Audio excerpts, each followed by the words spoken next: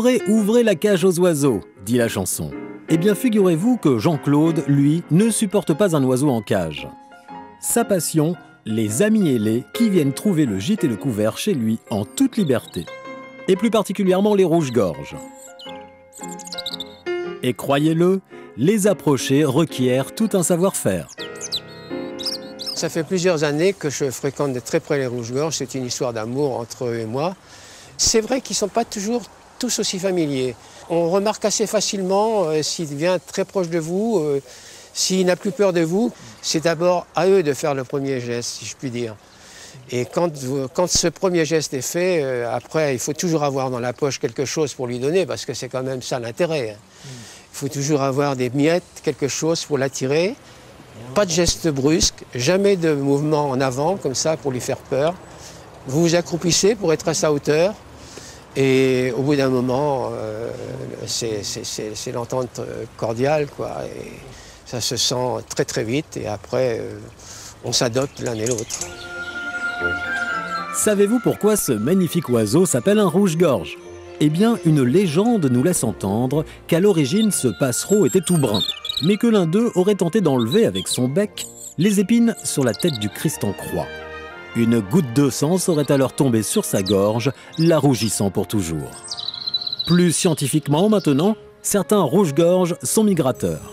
En hiver, ils arrivent d'Europe de l'Est et séjournent chez nous où il fait normalement moins froid.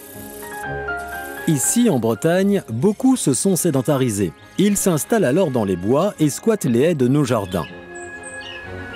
C'est un oiseau peu farouche avec les humains, c'est pourquoi il n'est pas rare d'en voir sur le rebord des fenêtres ou dans les mangeoires. Sa première histoire d'amour avec un rouge-gorge, Jean-Claude la doit au froid. En grande difficulté, l'oiseau a choisi son jardin pour réclamer à manger.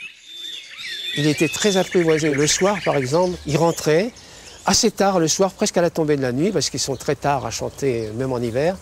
Et là, il s'installait dans mon garage. Et le matin, je lui rouvrais la porte et ressortait.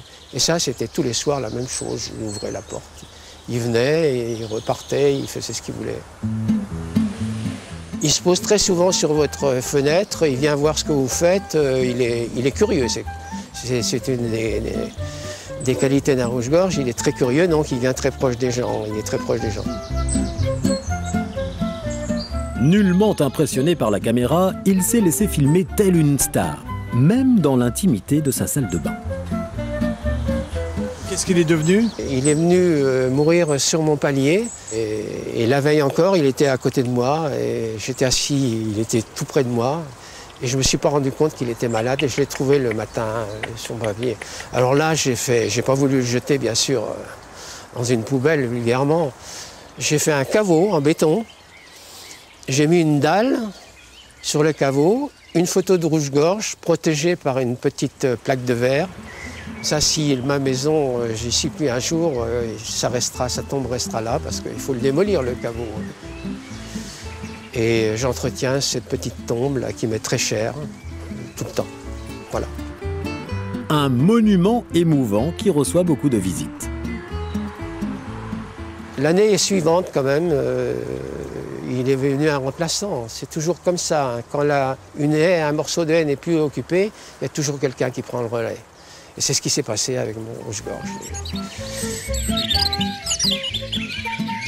Un rouge-gorge qui a dû faire ses preuves et son nid pour remplacer son prédécesseur dans le cœur de notre homme. Devant ma fenêtre, il y avait une mangeoire.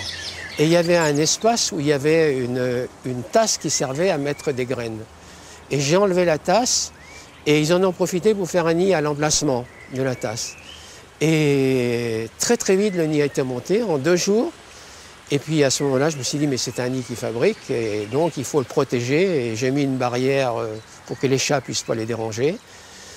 J'ai changé de parcours. Au lieu de passer devant lui, je passais par la cave. Et il nous a fait trop petits qu'on a filmé assez souvent.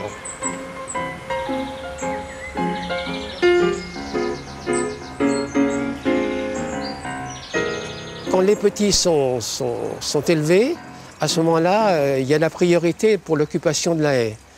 Et ça se bat entre parents et enfants. Et il y en a un qui soit dominant en fait. Mais il y a eu des accrochages sérieux, hein, avec des plumes qui volaient de temps en temps. Et les premiers accrochages ont eu lieu au petit déjeuner le matin. Le père ne pouvait plus supporter le fils, quoi. Et on s'est aperçu de ça, enfin moi je me suis aperçu de ça, j'ai vu que ça commençait à aller très mal. Et ce qui s'est passé, au bout d'un mois, il n'y en avait plus qu'un, c'était le fils. C'est l'enfant qui a dominé, il a chassé le père. Jean-Claude ne se lasse pas de leur compagnie, mais aussi et surtout de leur chant. Il faut dire qu'à la différence de bon nombre d'oiseaux, le rouge-gorge chante toute l'année. Un chant magnifique, pourtant destiné à faire savoir à ses congénères qu'ils ne doivent pas s'aventurer sur son territoire. Sinon, forcément, il pourrait bien se fâcher et voir tout rouge.